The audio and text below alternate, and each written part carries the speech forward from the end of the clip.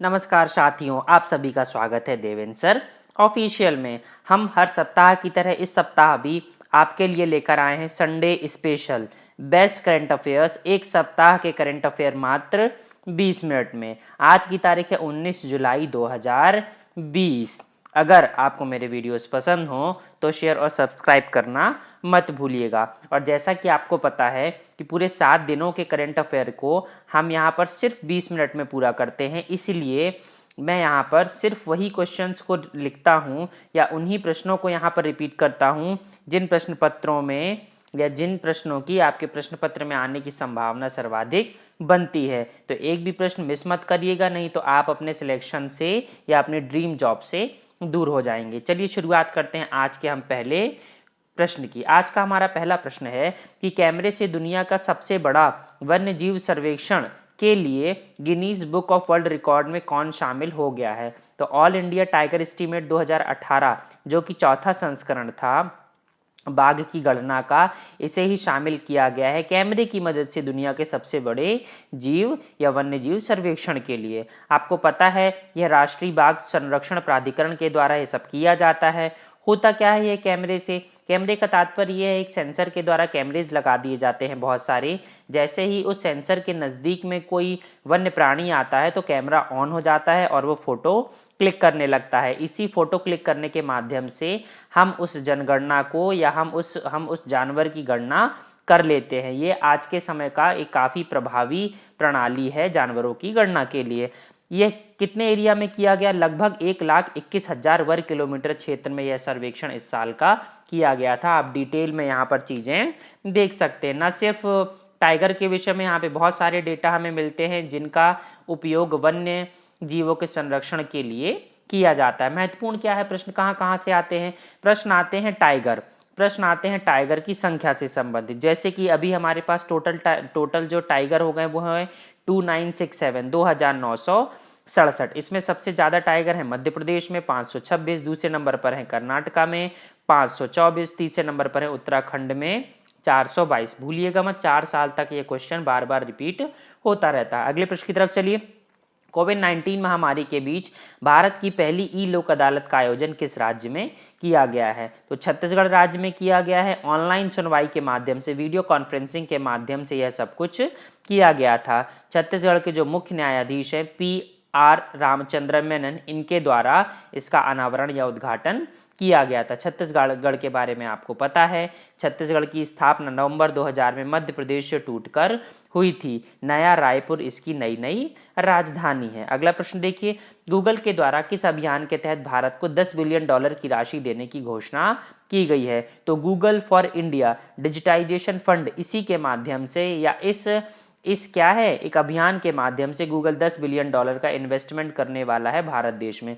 अगले 5 से 7 वर्षों में यहाँ पर इन्वेस्टमेंट करने वाला है। बेसिकली जो इंफ्रास्ट्रक्चर से रिलेटेड जो मुद्दे हैं या जो विषय हैं उन्हीं पर ये विशेष ध्यान देने वाला है गूगल। आप देख सकते हैं 4 जो क्षेत्र है वहाँ पर विशेष ध्यान देने की बात कर रहा है गूगल के CEO हैं सुंदर पिचाई है, एक भारतीय व्यक्ति हैं। आपको गूगल से याद होगा, मैंने आपको याद करवाया था कि गूगल प्लस जो बहुत ज़्यादा सक्सेसफुल नहीं रहा था, वह उसे नए नाम से रिलॉन्च कर रहा है जिसका नाम है गूगल करेंट्स। तो याद रखिएगा किससे संबंधित? गूगल से संबंधित। आप देख सकते हैं इसका लोगो काफ़ी अट्रैक्टिव सा दिखता है। आप देखते हैं कब तक कैसा सफल होता है या गूगल प्लस की तरह ही असफल हो जाता है। अगला प्रश्न देखिए, लगातार दूसरे साल भी भारत का सबसे बड़ा व्यापारिक साझेदार कौन सा देश बन गया है? तो संयुक्त राज्य अमेरिका बन गया है। फाइनेंशियल ईयर 2019-20 में ऐसा देखने को मिला है। टोटल ट्रेड कितना रहा भाई USA से? यह रहा $88.75 बिलियन। आपको पता होना चाहिए लास्ट ईयर भी USA से ही हमने सबसे ज़्यादा ट्रेड किया था। 2013-14 से लेकर 2017 और 18 तक चीन हमारा सबसे बड़ा भागीदार था, लेकिन चीन की हरकतों की वजह से अब धीरे धीरे चीन पीछे होता जा रहा है और USA हमारा सबसे बड़ा ट्रेड पार्टनर बन के उभरा है। आप देख सकते हैं, इसलिए प्रश्न आने की संभावना बनती है। सर्विस सेक्टर का सबसे ज़्यादा योगदान है हमारा एक्सपोर्ट में। किससे संबंधित? USA से संबंधित। और आपको पता होना चाहिए यहाँ पर जो ट्रेड होता है वो भारत के पक्ष में होता है। जी हाँ, हम उनसे ज़्यादा माल क्या करते हैं भाई? बेचते हैं, कंपैरिजन टू कम माल खरीदना। समझ गए आप? चलिए आगे बढ़ते हैं। 2020 का वॉन कर्मन पुरस्कार किसे दिया गया है। तो भारतीय अंतरिक्ष अनुसंधान संस्थान इसरो के प्रमुख के शिवान को दिया गया है इस साल का वॉन कर्मन अवार्ड 2020। क्या है भाई ये? इंटरनेशनल एकेडमी ऑफ एस्ट्रोनॉटिक्स के सर्वोच्च सम्मान के रूप में भी इसे जाना जाता है। तीसरे भारतीय व्यक्ति हैं, पहले थे 2005 में प्रोफेसर उडुपी रामचंद्र राव और दूसरे थे 2007 में डॉक्टर कृष्णा स्वामी कस्तूरी रंगन। तो ये हमारे तीसरे व्यक्ति हैं, बहुत महत्वपूर्ण हो जाते हैं। इसरो के बारे में आपको पता है, विश्व विख्यात एक संगठन बनकर उभरा है जिसने भारत का नाम अंतरिक्ष के पटल पर या अंतरिक्ष विज्ञान के पटल पर रोशन किया है, जिसके हाल फिलहाल में अध्यक्ष हैं के सिवान। इसीलिए इन्हें यह अवार्ड दिया गया है और इसीलिए प्रश्न आने की भी संभावना सर्वाधिक बनती है। अगला प्रश्न देखिए, बीसीसीआई के द्वारा अपना इंटरिम सीईओ किसे नियुक्त किया गया है? तो राजीव जौहरी ने, आपको पता है, इस्तीफा दे दिया था। उन्हीं के स्थान पर अब आईपीएल के COO chief operating officer Hemang Amin को बनाया गया है अंतरिम तौर पर सीईओ बीसीसीआई का। तो बहुत महत्वपूर्ण हो जाता है, यहाँ पर आप देख सकते हैं हेमांग अमीन को। बीसीसीआई से संबंधित बहुत सारे प्रश्न आ जाते हैं। यहीं पर एक प्रश्न और देखते हैं, एशियन क्रिकेट काउंसिल ने कोविड-19 महामारी के मद्देनजर एशिया कप क्रिकेट टूर्नामेंट को कब तक के लिए स्थगित कर दिया है? तो सितंबर 2020 में आयोजित किया जाना था, लेकिन अब इसे जून 2021 में आयोजित किया जाएगा। आपको पता है कि 2021 की मेजबानी पाकिस्तान को मिली थी, लेकिन कोविड-19 से काफ़ी प्रभावित होने की वजह से इसे श्रीलंका, जहां पर कोविड का प्रभाव कम है, वहां पर करने की बात सामने रखी गई है। तो 3 क्वेश्चन आपके बन सकते हैं। एक तो यह कि एशिया कप क्रिकेट टूर्नामेंट कब आयोजित किया जाएगा? तो जून 2021 में आयोजित किया जाएगा। किस देश में आयोजित किया जाएगा? 2021 की मेजबानी मिली है श्रीलंका को और 2022 की मेजबानी दे दी गई है पाकिस्तान को। तो भूलिएगा मत, एशिया कप दो बहुत महत्वपूर्ण डिफेंडर है पाकिस्तान और भारत देश। यहीं पर देखिए, जो बीसीसीआई के आचरण अधिकारी, एथिक्स ऑफिसर और ओम्बुड्समैन कौन है भाई? न्यायाधीश जस्टिस डीके जैन, इन्हीं का कार्यकाल 1 साल के लिए बढ़ा दिया गया है। 2019 में बीसीसीआई के पहले लोकपाल नियुक्त हुए थे और इस साल फिर से इनका कार्यकाल 1 साल के लिए बढ़ा दिया गया। ये है बीसीसीआई के अध्यक्ष सौरभ गांगुली। क्रिकेट से ही संबंधित अगला प्रश्न देखते हैं कि आईसीसी के चेयरमैन ने हाल ही में इस्तीफा दे दिया, उनका नाम बताइए। तो भारतीय व्यक्ति थे शशांक मनोहर। 3 साल के लिए रिक्रूटमेंट इनकी हुई थी, लेकिन इन्होंने 2 साल पहले ही क्या कर दिया? अपने पद से इस्तीफा दे दिया है। तो उपाध्यक्ष कुछ दिन तक कार्यकाल संभालेंगे। ये रहे हमारे शशांक मनोहर महोदय। आईसीसी के जो सीईओ है वो है मनु साहनी। इसका हेडक्वार्टर पड़ता है दुबई यूएई में। यहीं पर आपको याद होगा, अंतर्राष्ट्रीय क्रिकेट परिषद के एम्पायरों के एलीट पैनल में एक भारतीय एम्पायर थे नितिन मेनन, इनको इसी साल शामिल कर लिया गया है। यहीं पर विजडन के द्वारा 21वीं सदी का भारत का मोस्ट वैल्यूएबल प्लेयर भी चुना गया था, जिसका नाम है रविंद्र जडेजा। भूलिएगा मत, कंफ्यूज मत होइएगा, भारत का 21वीं सदी का मोस्ट वैल्यूएबल प्लेयर विजडन ने कहा है रविंद्र जडेजा। यहीं पर एक क्वेश्चन और बनता है कि विजडन ने हाल ही में किस भारतीय को या किस क्रिकेटर को अब तक का सबसे महान भारतीय टेस्ट बल्लेबाज माना है? तो राहुल द्रविड़ ने हतप्रद करते हुए सचिन तेंदुलकर को हराकर यह जो खिताब है सबसे महान भारतीय टेस्ट बल्लेबाज का, यह अपने नाम पर कर लिया। दी वॉल के नाम से भी आप जानते हैं राहुल द्रविड़ को। अगला प्रश्न देखते हैं हम, भारतीय रेलवे को ग्रीन रेलवे में बदलने का लक्ष्य किस साल तक रखा गया है? तो 2030 तक रखा गया है। बहुत सारे यहाँ पर उपाय रेलवे करने वाला है, जैसे कि सोलर सेल का अधिक उपयोग करना है, जैसे कि ब्रॉडगेज का उपयोग ज़्यादा करना है, जैसे कि इलेक्ट्रिफिकेशन को मैक्सिमम करना है। बहुत सारी ऐसी चीज़ें सामने आ रही हैं। रेलवे का लक्ष्य है कि 2030 तक ज़्यादा से ज़्यादा उपयोग किया जाए किसका भाई? ग्रीन टेक्निक का। इसी से संबंधित है, देखते हैं कि यह जो लक्ष्य है, कठिन लक्ष्य है, यह रेलवे पा पाता है कि नहीं। आपको याद होगा OHE ओवरहेड इक्विपमेंट के क्षेत्र में उच्च पहुंच वाले पेनोग्राफ के साथ, इट मीन 7.57 मीटर के साथ में डबल स्टैक कंटेनर चलाने वाला पहला रेलवे कौन बन गया? तो वेस्टर्न रेलवे, भारतीय रेलवे का ही जो एक जोन है, यह बन गया है दुनिया का अपने तरह का पहला डबल डेकर ट्रेन चलाने वाला रेलवे। इन्होंने वर्ल्ड रिकॉर्ड भी यहाँ पर बना दिया है। महत्वपूर्ण आपसे पूछा जा सकता है 2 रेलवे स्टेशन, एक है पालनपुर और एक है बोटाद। तो इन्हीं दोनों के बीच में चलाई गई है यह डबल स्टैक कंटेनर। आप देख सकते हैं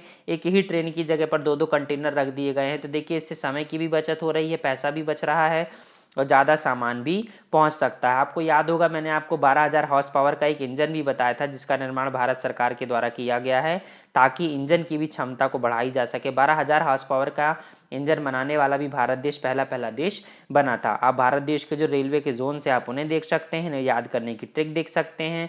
आप इनके जो रेलवे बोर्ड के चेयरपर्सन है विनोद कुमार यादव, उनको देख सकते हैं। साथ में देख सकते हैं रेल मंत्री पीयूष गोयल महोदय को। अगला प्रश्न देखिए, लंदन में ग्लोबल ह्यूमैनिटेरियन अवार्ड 2020 से किसे सम्मानित किया गया? तो सचिन अवस्थी को यह पुरस्कार मिला है। 5 दिन की इन्होंने स्वच्छ गंगा जागरूकता यात्रा निकाली थी, इसीलिए इन्हें अवार्ड दिया गया है। अगला प्रश्न देखते हैं हम, इस साल के मोहन बागान रत्न से किसे सम्मानित किया गया है? तो हॉकी के लीजेंड गुरबख्श सिंह और पूर्व प्रथम श्रेणी के क्रिकेटर हैं पलाश नंदी, इन्हें दिया गया है इस साल का मोहन बागान रत्न। आपको पता है जो मोहन बागान से सबसे ज़्यादा प्रश्न आता है वो ये है कि इसकी स्थापना कब की गई थी? तो इसकी स्थापना कब की गई थी? 1888 में। कई बार यह प्रश्न पूछा जा चुका है, याद कैसे करेंगे भाई? 1888 में जन्म हुआ था जवाहरलाल नेहरू का, और उसी से जस्ट 20 साल पहले 1869 में जन्म हुआ था किसका? हमारे राष्ट्रपिता मोहनदास करमचंद गांधी का। मैं फिर से रिपीट कर रहा हूँ, 1869 में जन्म हुआ मोहनदास करमचंद गांधी का, 1888 में जन्म हुआ जवाहरलाल नेहरू का, और उसी साल स्थापना हो गई भारत देश के सबसे पुराने क्लब्स में से एक मोहन बागान एथलीट क्लब, 1888 में इसकी स्थापना की गई। अगला प्रश्न देखिए, 4 कहानियों का संग्रह इफ इट ब्लीड्स नामक पुस्तक किसके द्वारा लिखी गई? तो समकालीन जो लेखक है उनमें बहुत फेमस लेखक हैं स्टीफन किंग, इन्हीं के द्वारा यह किताब लिखी गई है। एक स्कूल के पास में बम रखा है, इसी पर यह पूरी की पूरी कहानी केंद्रित है। आप देख सकते हैं हमारे लेखक महोदय को उनकी जो किताब है उसके द्वारा। यहीं पर आपको मैं और एक बुक बताना चाहूँगा, अ सॉन्ग ऑफ इंडिया नामक बुक रस्किन बॉन्ड के द्वारा लिखी गई थी। आप रस्किन बॉन्ड के नाम से बहुत अच्छे से परिचित हैं। जब ये 16 साल के थे तो उस समय का क्या इनका क्या याद थी, क्या यादगार पल थे, उसी के बारे में इन्होंने यहाँ पर जिक्र किया है, a song of India Ruskin bond. इसके अलावा एक बुक और मुझे लगती है महत्वपूर्ण है जो आपके प्रश्न पत्र में आने की संभावना बनती है, जिसका नाम है गेटिंग कॉम्पिटिटिव। यह है जो मारुति सुजुकी के अध्यक्ष है उनके द्वारा लिखी गई है। उनके जो खुद के जो उन्होंने अनुभव प्राप्त किए हैं एक नीति निर्माता के तौर पर, एक उद्योगपति के तौर पर, एक एंटरप्रेन्योर के तौर पर, एक मारुति सुजुकी में काम करने वाले एम्प्लॉय के तौर पर, उन्होंने पूरे के पूरे अनुभव को इस बुक में साझा किया है। तो बहुत महत्वपूर्ण हो जाती है गेटिंग कॉम्पिटिटिव, किसके द्वारा? आरसी भार्गव के द्वारा। अगला प्रश्न देखिए, एडीबी के नए नए उपाध्यक्ष कौन बने हैं? तो एशियन डेवलपमेंट बैंक के उपाध्यक्ष बने हैं अशोक लवासा, दिवाकर गुप्ता का स्थान लेने वाले हैं। आपको पता है अशोक लवासा चुनाव आयुक्त हैं भारत देश के, और ये दूसरे चुनाव आयुक्त बने हैं जो अपने पद से हट रहे हैं। इसके पहले जो नागेंद्र सिंह थे 1973 में वो हटे थे, इन्हें अंतर्राष्ट्रीय न्यायालय में न्यायाधीश बनाया गया था। आपको पता है अनुच्छेद क्रमांक 324 में भारतीय जो निर्वाचन आयोग है उसका जिक्र किया गया है, जिसमें 3 निर्वाचन आयुक्त होते हैं। एक मुख्य निर्वाचन आयुक्त होता है जो अभी है सुनील अरोरा, 2 अन्य निर्वाचन आयुक्त होते हैं जिनमें थे एक थे अशोक लवासा, दूसरे हैं सुशील चंद्र। अब अशोक लवासा इस्तीफा दे चुके हैं और जा रहे हैं एडीबी। अगला प्रश्न देखिए, भारत के पहले केबल रेल पुल का निर्माण किस नाम से किया जा रहा है? तो अंजी खाद पुल के नाम से भारत देश के first cable stayed rail bridge का निर्माण किया जा रहा है। आपसे पूछा जा सकता है कहाँ से कहाँ तक जोड़ेगा? तो कटरा को रियाजी से जोड़ने वाला है, ये जम्मू और कश्मीर में स्थित है। आप देख सकते हैं कंस्ट्रक्शन मोड में है, अभी चल ही रहा है। और आप ये भी देख सकते हैं कि प्रोजेक्शन कैसा होने वाला है, आपको कैसा पुल दिखने वाला है बनने के बाद। अगला प्रश्न देखिए, भारत की पहली पूरी तरह से संपर्क रहित एयरपोर्ट कार पार्किंग की शुरुआत कहाँ हो गई है? तो हैदराबाद के जीएमआर इंटरनेशनल एयरपोर्ट में पूरी तरह से संपर्क रहित क्या है भाई? एयरपोर्ट कार पार्किंग की शुरुआत यहाँ पर कर दी गई है। आपको पता है कोविड-19 की वजह से ये सब समस्याएं हो रही हैं और इसीलिए टेक्निक का उपयोग करके जीएमआर हैदराबाद इंटरनेशनल एयरपोर्ट को यह उपलब्धि हासिल हुई है। अगला प्रश्न देखिए, 2020 के लिए प्रतिष्ठित infra business leader of the year award से किसे सम्मानित किया गया है? तो भारतीय रेल भूमि विकास प्राधिकरण के उपाध्यक्ष वेद प्रकाश दुदेजा जी को यहाँ पर मिला है infra business leader of the year award. आप यहाँ पे देख सकते हैं एक्चुअली में ये करता क्या है भाई? रेल लैंड डेवलपमेंट अथॉरिटी, ये जो जमीन पड़ी हुई है रेलवेज की उसी से राजस्व प्राप्त करने की कोशिश करता है, तो इसीलिए महत्वपूर्ण हो जाता है ये, इसीलिए यहाँ पर दिया गया है वेद प्रकाश दुदेजा जी को यह अवार्ड। अगला प्रश्न देखिए, लॉन्ग मार्च 3B कैरियर रॉकेट के जरिए एपस्टार 60 दूरसंचार उपग्रह को सफलतापूर्वक किसके द्वारा प्रक्षेपित किया गया? तो ये चीन का एक कम्युनिकेशन सैटेलाइट है एपस्टार 6D। आपसे महत्वपूर्ण हो जाता है, सीधा सीधा पूछा जा सकता है कि किसका एक कम्युनिकेशन सैटेलाइट है, कौन से कैरियर रॉकेट से छोड़ा गया? तो लॉन्ग मार्च 3B से छोड़ा गया। आप देख सकते हैं लॉन्ग मार्च 3B को, काफ़ी फेमस रॉकेट है चाइना का। इसके अलावा आप देख सकते हैं कि एपस्टार कितने एरिया को कवर करने वाला है। 3 ही सिर्फ कम्युनिकेशन सैटेलाइट के माध्यम से पूरी धरती को कवर किया जा सकता है। आपको याद होगा कुछ दिन पहले इजराइल के द्वारा ओफेक 16 नाम का भी एक उपग्रह लॉन्च किया गया था। यह एक स्पाई सैटेलाइट था इट मीन्स जासूसी उपग्रह के रूप में इसे छोड़ा गया था। इजराइल की राजधानी बहुत महत्वपूर्ण है, इसकी राजधानी है यरूशलम। भूलिएगा मत, 5वीं बार प्रधानमंत्री बने थे, रिकॉर्ड बनाया था इन्होंने बेंजामिन नेतन्याहू ने। आप देख सकते हैं उनका टेस्ट। अगला प्रश्न देखिए, अगला प्रश्न है हमारे पास, बांग्लादेश में भारत के अगले राजदूत कौन नियुक्त हुए हैं? अति महत्वपूर्ण प्रश्न है भाई। विक्रम दुर्रई स्वामी बने हैं बांग्लादेश में भारत देश के अगले राजदूत। रीवा गांगुली दास का इन्होंने स्थान लिया है। बहुत महत्वपूर्ण देश है, आपको पता है बांग्लादेश तीनों तरफ से भारत देश से घिरा हुआ है, और किसी अगर देश की सबसे ज़्यादा बाउंड्री मिलती है लगभग 4200 किलोमीटर की, तो वो बांग्लादेश की ही मिलती है भारत देश से, इसीलिए महत्वपूर्ण हो जाता है बांग्लादेश। बांग्लादेश के जो राजदूत हैं वो पूछे भी जाते हैं, अधिकतर देशों के राजदूत पूछे नहीं जाते, कुछ ही ऐसे देश हैं जिनके राजदूत पूछे जाते हैं, उसमें महत्वपूर्ण है बांग्लादेश। इसके अलावा अफगानिस्तान में भी नए नए राजदूत बनाए गए हैं जिनका नाम है रुदेंद्र टंडन।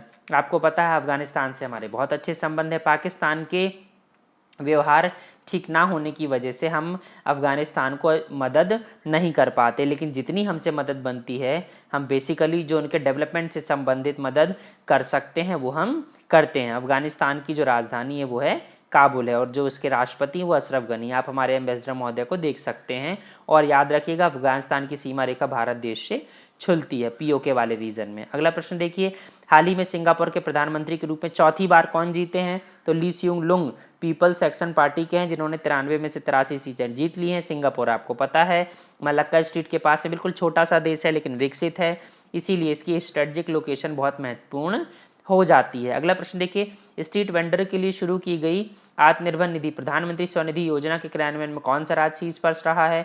तो मध्य प्रदेश ने यहाँ पर सभी को पीछे छोड़ते हुए 8,70,000 स्ट्रीट वेंडरों के पंजीकरण करवा ली हैं और इसीलिए पहले स्थान पर पहुँच गया है।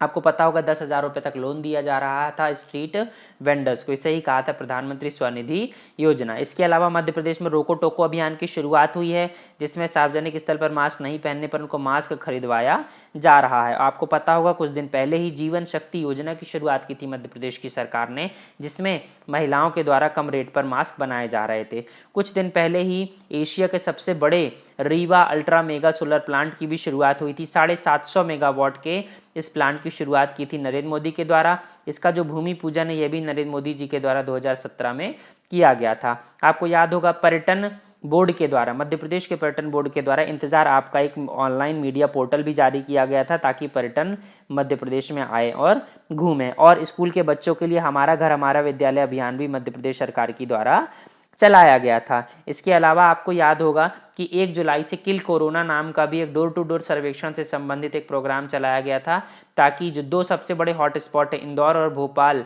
यहाँ पर जो कोरोना है उसकी संख्या को कम किया जा सके और मध्य प्रदेश को कोरोना फ्री जल्द से जल्द घोषित किया जा सके। आपको याद होगा दिव्यांग आंगनबाड़ी कार्यकर्ताओं को कोरोना योद्धा का दर्जा देने वाला भी मध्य प्रदेश राज्य बना था।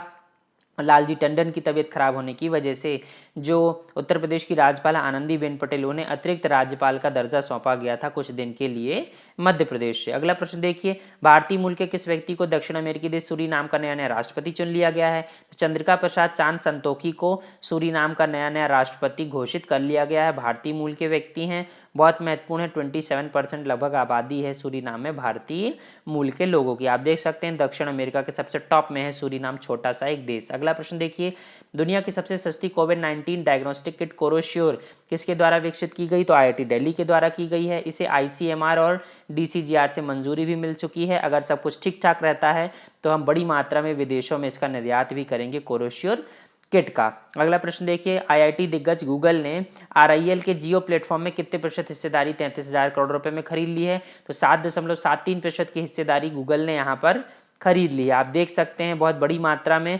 इन्वेस्टमेंट खींचा है रिलायंस जियो ने। लगभग सिर्फ कुछ ही महीनों में हाल फिलहाल में ही 32.97% की हिस्सेदारी बेचकर 1.5 लाख करोड़ रुपए से ज्यादा का इन्वेस्टमेंट यहां पर जियो ने जुटा लिया, जिसमें सबसे बड़ा पार्टनर बन के उभरा है फेसबुक ने 9.99% और दूसरे नंबर पे गूगल ने 7.73% के साथ में।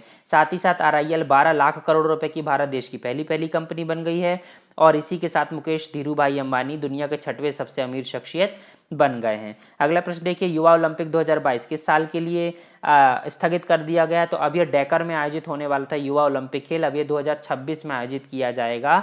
अति महत्वपूर्ण है, सीधा 4 साल बढ़ा दिया गया है, सेनेगल में आयोजित किया जाएगा। अगला प्रश्न देखिए, यूरोपीय 2020 US green building leadership award किसे मिला है? तो जो ओलंपिक का मुख्यालय है लुसाने में स्थित, उसकी जो नई नई बिल्डिंग बनी है जिसे ओलंपिक हाउस के नाम से जाना जाता है, उसे ही ये दिया गया है।